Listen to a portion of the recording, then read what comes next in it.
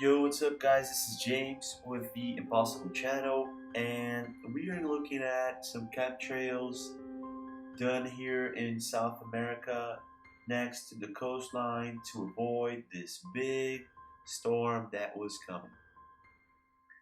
Here I'm going to show you a FEMA warning to New York City, June 20th.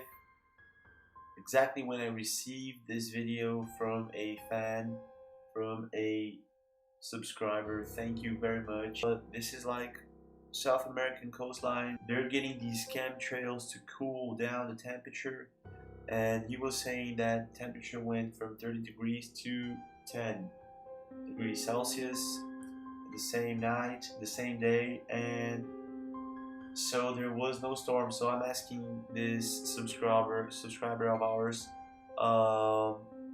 if the storm hit him, and he's saying that it didn't, you know.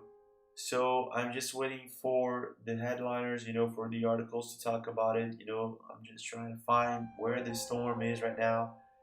It was back in Australia last week and headed towards the Americas, and lots of chemtrails back in South America, and FEMA warning in New York.